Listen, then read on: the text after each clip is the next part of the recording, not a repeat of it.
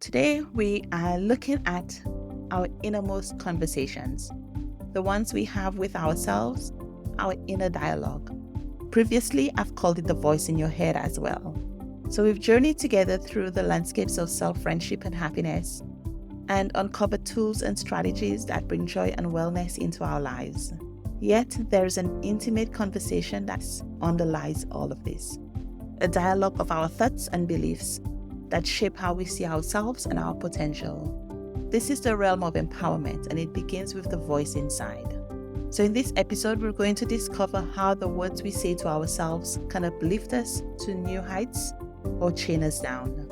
You will learn to harness the power of positive self-talk to transform your doubts into triumphs and to create an empowering narrative for your life. You're listening to Changes Begin Small with Damian President. Changes Begin Small will help you take action in your life with intention and purpose. In each episode, I invite you to take action to live the life that you want. Together, we'll master the conversations that matter most, the ones we have with ourselves all day, every day. I've touched on this dialogue before, the inner voice. It is the stream of thoughts that narrates our life stories. It influences our beliefs, decisions, emotions, actions, and results, even without us being aware of it. But what if we could harness this inner dialogue and use it to empower ourselves? The truth is, we can. Our inner dialogue can be a powerful ally. When it's positive, it can bolster our confidence, motivate our actions, and fuel our aspirations. Think about a time when you faced a challenge and a voice within you said, "You've got this." That's your inner dialogue working to lift you up. Conversely, when that voice casts doubt, telling you, "You can't do this," it can just as easily pull you down. I remember last summer driving in St. Lucia. I don't enjoy driving at the best of times, and this was not the best of times. It was raining buckets. I was driving on the left side of the road, and I was in a small car on vacation, driving up a steep incline with several hairpin bends. It's no exaggeration to say that I was terrified. I turned off the radio and kept repeating one refrain to myself: "Slow and steady wins the race." I may not be a tortoise, but this refrain worked for me. It got me to my first destination, and then it gave me the strength to get back in the car and drive another 40 minutes to my next destination. I was afraid, but that little voice kept me company and cheered me on the whole way. Mastering our inner dialogue is about tuning into this voice and gently steering it towards empowerment. In every moment, you can shift the narrative from self-criticism to self-encouragement.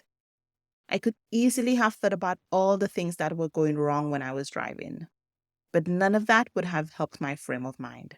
So it's about celebrating our strengths, affirming our worth, and approaching our weaknesses with compassion. I've already mentioned these themes in the series, and I'm sure they'll come up again, because there are 3 essential practices in cultivating a strong, healthy relationship with yourself. When you master your dialogue by intentionally making space for thoughts that serve you, it's not just positive thinking. Rather, it's a transformative practice that can lead to real, tangible changes in your life. So as we move forward, let's be mindful of the words we use with ourselves. Let's choose words that build rather than break, that encourage rather than discourage, because the dialogue you foster within yourself can set a strong or a weak foundation that you can build on in building the life that you want. So have you been paying attention to your self-talk? Is it more helpful to you, or does it encourage your fears? Start from where you are, but also understand that our inner dialogue holds immense power over our sense of self. Once you have awareness of your current habits of self-talk, let's shift our focus to the techniques that can cultivate positive self-talk. These are tools we can all use to transform the tone and content of our internal conversations. The first technique that I want to mention is one that I've shared before as well, the practice of mindfulness.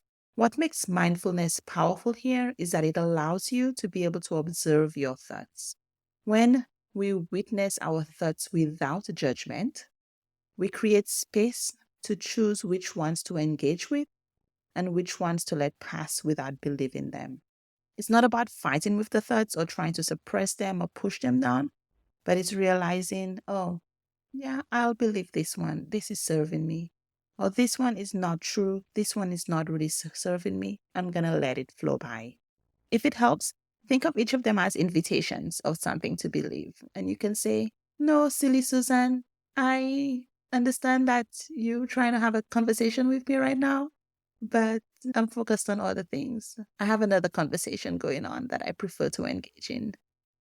Another powerful method is the use of affirmations, positive statements that can reprogram our mindset. So, for instance, instead of telling yourself, I can't handle this, affirm, I can do hard things. Repeating these affirmations can anchor them in your reality. Another practice is cognitive restructuring. And this involves challenging and changing negative thought patterns so that when a self-defeating thought arises, ask yourself, is this really true? More often than not, you'll find that these thoughts are based on fear and not fact. And let's not forget the mirror technique. Standing before a mirror, look into your own eyes and offer words of encouragement and support as you would to a dear friend. It may feel awkward at first, but it's a profound way to strengthen self-compassion. Beverly Mapagani talked about this method for creating self-love in episode 67 of the podcast. By integrating these techniques into your daily routine, yes, this word routine comes up again, you'll begin to notice a shift in your inner dialogue. It will take time and practice, but the result is a more empowered and positive conversation that supports your journey to building the life that you want. In episode 80, Darylise Lyons talks about the power of story in crafting your reality and your identity. In fact, everything that you believe is a story, a narrative that you've created from the facts of a situation. The two of us can see the same circumstances and create completely different stories. To create an empowering narrative, it takes intention in the way that we look at who we are and who we aspire to be. Start by recognizing your life's milestones, both big and small, and the strengths that helped you achieve them. These are milestones of success, and they are signposts that you can use for crafting an empowering story. Now, let's consider the language of self-reflection. You can replace words like failure with learning and weakness with area of growth. You can think about how you're not able to do something yet. Language has power, and the words you choose can shape your self-perception and, in turn, your actions. Then, envision the future. Where do you see yourself, and what are the qualities you want to embody in the future? Write them down, speak them out loud to yourself. You don't have to share them with anyone. But imagine and visualize yourself in that future. All of these practices can energize you to enhance your narrative in a way that propels you forward. Remember, you are the author of your story. You get to write it, so choose your words with intentionality so that your narrative is an empowering one that supports your journey of growth and self-discovery. As we journey through life with our internal narratives, we sometimes encounter negative patterns that can disrupt our path to empowerment. These patterns often manifest as recurring, self-defeating thoughts. To overcome these negative patterns, we must first become aware of them. Pay attention to the triggers and the context in which those thoughts arise. This awareness is the first step towards change. Once identified, then challenge these patterns with evidence from your own experience. For every negative thought, remind yourself of 5 counterexamples where you succeeded or demonstrated resilience. Another strategy is to consciously replace negative thoughts with positive ones. The new thought has to be one that you believe, but that serves you rather than disempowers you or holds you back. Generating this thought intentionally, routinely over time will let you reprogram the habitual pathways of your mind. Engage in activities that naturally boost your mood and self-esteem, such as exercise, creative endeavors, or volunteering.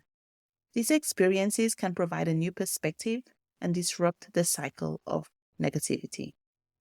Lastly, and this is very important, so I want to stress it, be patient with yourself. You're not a bad person if you have self-defeating thoughts. Those types of thoughts are completely normal and habitual. So expect it to take time, sometimes a lot of time, to change your inner voice.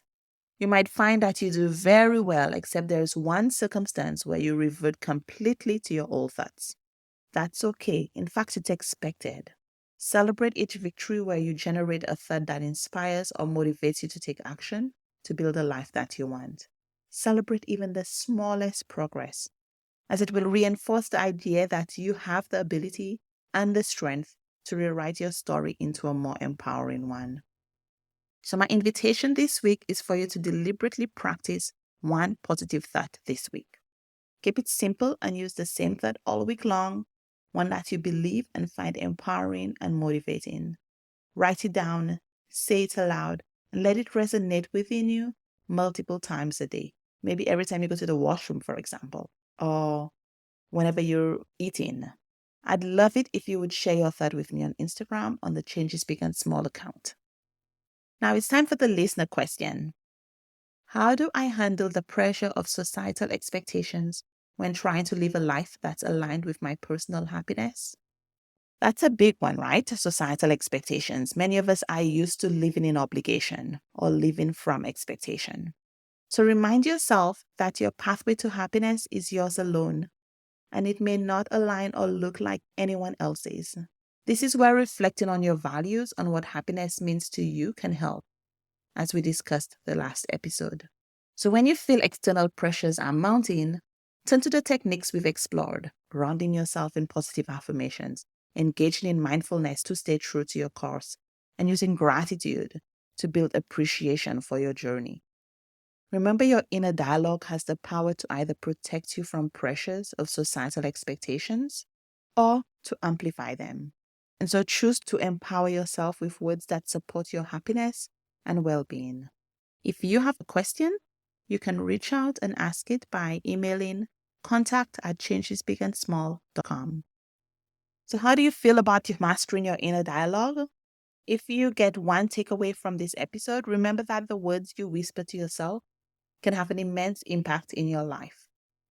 Even when your self-talk may not be true, that doesn't prevent it from feeling very real. And when something feels real, it has the ability to affect your life. In the next episode, we will go deeper into the topics of mindfulness and self-appreciation. We'll learn how to be present with our thoughts, feelings, and actions, and how to cherish the person we are in every moment. If you've enjoyed listening to this episode, please help me share it with more people by leaving a review. If you have a question or if you want to be a guest on the show, reach me at contact@changesbigandsmall.com. Remember, change begins with one small step. Have a great week.